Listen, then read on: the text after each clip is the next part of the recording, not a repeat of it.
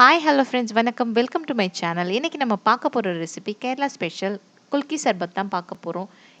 இந்த ட்ரிங்க் ரொம்ப ஸ்பைஸியாக டேங்கியாக இருக்கும். ஸோ கண்டிப்பாக ட்ரை பண்ணி பாருங்கள். என்னோடய சேனலை சப்ஸ்கிரைப் பண்ணலன்னா மறக்காமல் சப்ஸ்கிரைப் பண்ணிவிடுங்க. அதுக்கு தேவையான இன்க்ரீடியன்ஸ் என்னென்னு பார்த்துடலாம். ஒரு லெமன், 2 பச்சை மிளகாய், 2 ஸ்பூன் சப்ஜா சீட், 2 ஸ்பூன் சர்க்கரை, கொஞ்சமாக உப்பு எடுத்துக்கலாம். பிளாக் சால்ட்டாக இருந்தால் ஓகே. நான் இப்போ பிங்க் சால்ட் தான் எடுத்திருக்கேன். தேவையான அளவு தண்ணி, நான் சில் வாட்டர் எடுத்திருக்கேன்.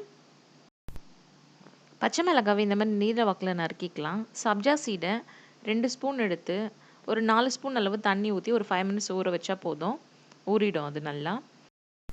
இப்போ நம்ம ஜூஸ் ரெடி பண்ணிக்கலாம். டம்ளர் வச்சு ஸ்லைஸ் பண்ண பச்சை மிளகாவை சேர்த்துக்கலாம். 1 ஸ்பூன் புதினாவை பொடியாக நறுக்கி சேர்த்துருக்கேன்.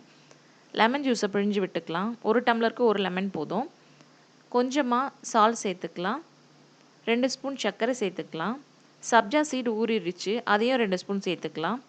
ஐஸ் க்யூப் வேணும்னா ஆட் பண்ணிக்கலாம், இல்லைனா ஸ்கிப் பண்ணிக்கலாம். தேவையான அளவு தண்ணி சேர்த்துக்கலாம். இப்போ மேலே ஒரு டம்ளர் வச்சு மூடணும். மூடுற இந்த டம்ளர் ஆடாமல் நல்லா டைட்டாக ஃபிட் ஆகணும். அப்படி இருந்தால் தான் இந்த மாதிரி குலுக்கும்போது சிந்தாமல் இருக்கும். ஓகே, இப்போ நம்மளோட ஸ்பைசியான டேங்கியான கேரளா ஸ்பெஷல் குல்கி சர்பத் ரெடி ஆகிடுச்சு.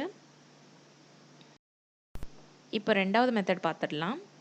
ஒரு டம்ளர் எடுத்துக்கிட்டு டம்ளரோட வாய்ப்பகுதியில் இந்த மாதிரி லெமன் ஜூஸை அப்ளை பண்ணிக்கலாம். கொஞ்சமாக சால்ட் அண்ட் சில்லி பவுடரை மிக்ஸ் பண்ணி வச்சுருக்கேன். டம்ளரோட வாய்ப்பகுதியில் இந்த மாதிரி அதை டிப் பண்ணி எடுத்துக்கலாம். இந்த மாதிரி பண்ணோன்னா மொஜிட்டோ ஃபீல் கொடுக்கும். இப்போது 1 ஸ்பூன் அளவு புதினாவை க்ரஷ் பண்ணி போட்டுக்கிறேன். தேவையான அளவு ஐஸ் க்யூப் போட்டுக்கலாம். ஸ்லைஸ் பண்ண 2 பச்சை மிளகாவை சேர்த்துக்கலாம். கொஞ்சம் போல் உப்பு சேர்த்துக்கலாம். 2 ஸ்பூன் சர்க்கரை சேர்த்துக்கலாம். 2 ஸ்பூன் சப்ஜா சீட் சேர்த்துக்கிட்டு கொஞ்சமாக தண்ணி சேர்த்துக்கிட்டு சர்க்கரை கரையிறதுக்காக நல்லா மிக்ஸ் பண்ணிக்கலாம்.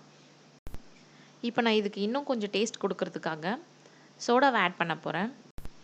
சோடா ஆப்ஷனல் தான், பட் இந்த மாதிரி சோடா சேர்த்து நம்ம குடிக்கிறச்ச இன்னும் ரொம்ப ரொம்ப டேஸ்ட்டாக இருக்கும், டிஃப்ரெண்ட்டாக இருக்கும். கண்டிப்பாக இந்த ட்ரிங்க்கை நீங்கள் ட்ரை பண்ணிவிட்டு எனக்கு கமெண்ட் பாக்ஸில் சொல்லுங்கள். ஓகே ஃப்ரெண்ட்ஸ், இந்த வீடியோ உங்களுக்கு பிடிச்சிருந்தால் லைக் பண்ணுங்கள், ஷேர் பண்ணுங்கள், கமெண்ட் பண்ணுங்கள். மறக்காமல் என்னோட சேனலை சப்ஸ்கிரைப் பண்ணுங்கள்.